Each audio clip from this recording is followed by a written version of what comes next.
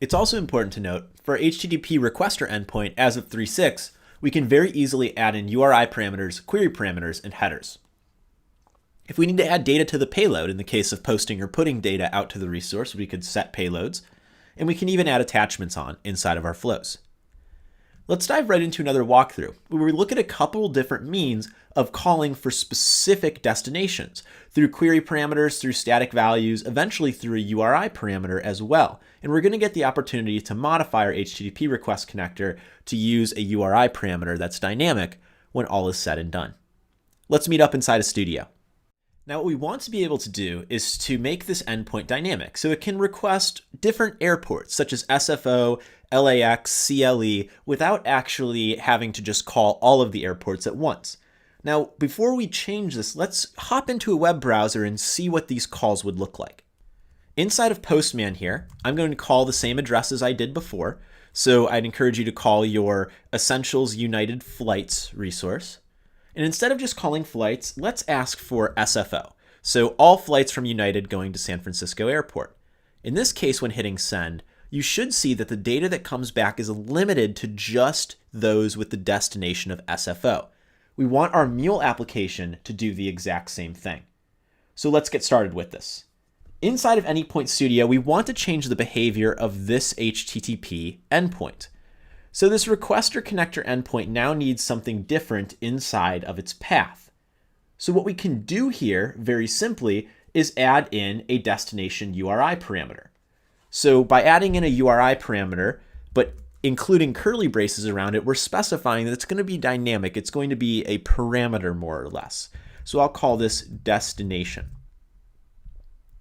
Now, in bringing my configuration box a little bit higher so that you can see it, once I've put in destination with the curly braces, you're going to see that the parameters box in the bottom automatically recognizes that we want a URI parameter here, that the name of that URI parameter is going to be destination, and then also that we want some type of value there as well. In this case, let's make it static by typing in SFO.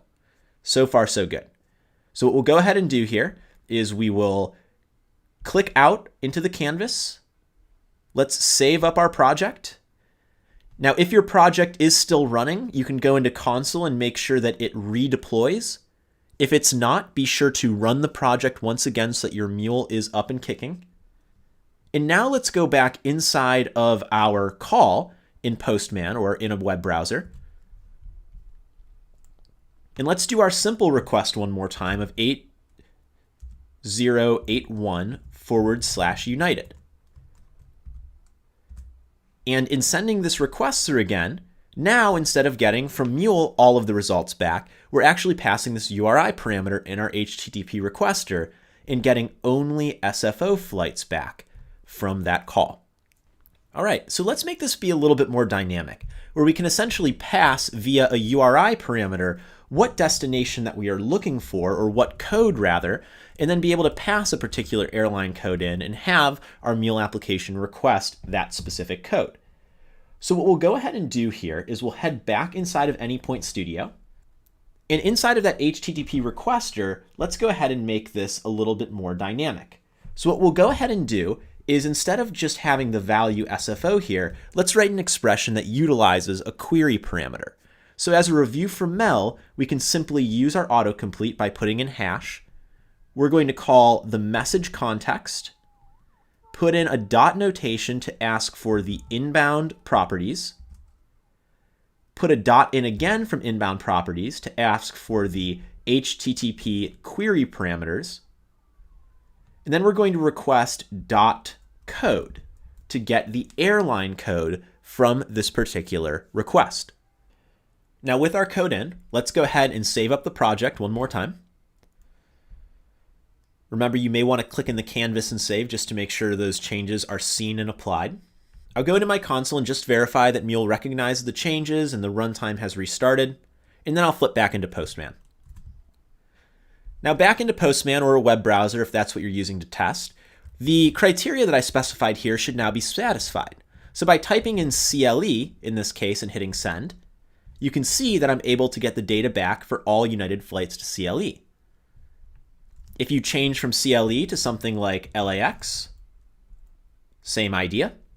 And then try one more time with the airline or destination code PDF.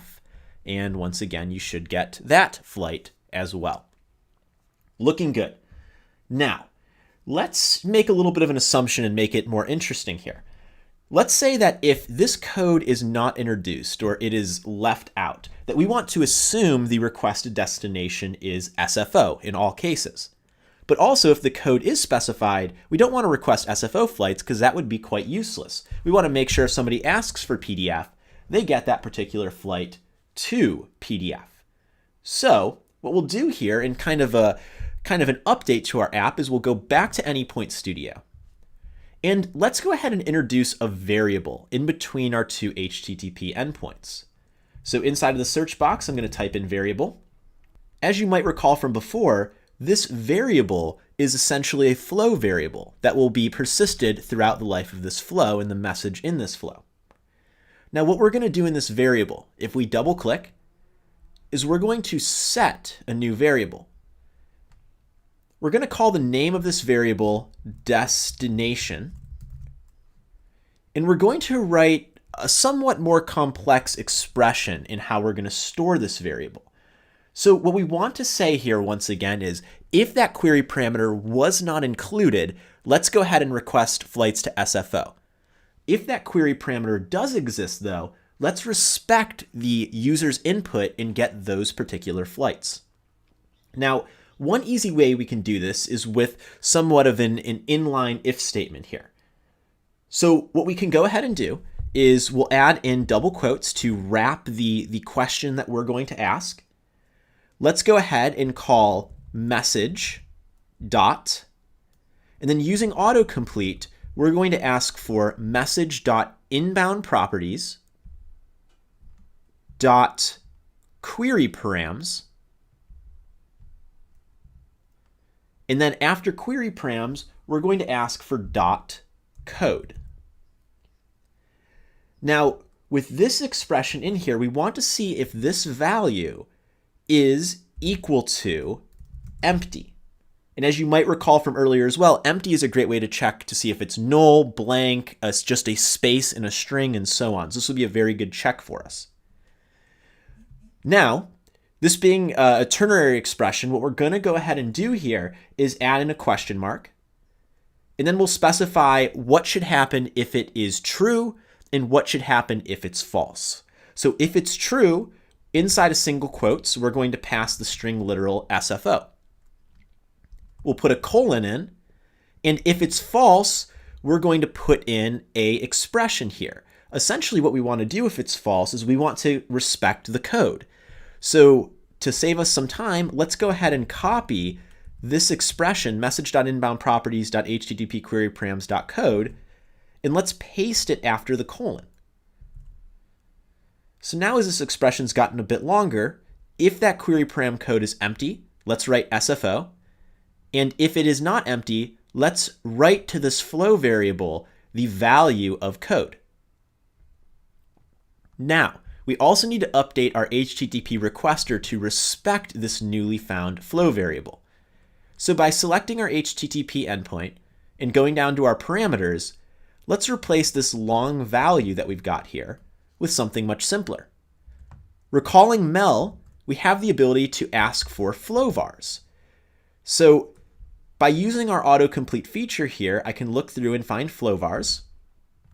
And again, one of the great things about the context assistance inside of Mule or Studio is when I click dot, I can see destination because I've introduced it in the variable up top. So I'll select destination, and now I'm asking for flowvars.destination. Let's go ahead and save up our project one more time. Inside of console, and again, you may want to just do a sanity check, click in the canvas and be sure to save. Inside of console, if we look closely, hopefully our Mule runtime has seen the changes we've made in Anypoint Studio, redeployed. Let's go back to our web browser for a moment here, and let's test this out. So in short, this request should produce the same as before. LAX should give me all flights to LAX, and that looks good. Now, the key difference here is, in the absence of the code query parameter, we should only get flights to SFO. Let's test this out now. So I'll hit send, check out our JSON. Looks like we got 3 flights back, going to SFO, SFO, and SFO. So now we've introduced a little bit of a more complex expression to give our Mule app some more advanced behavior.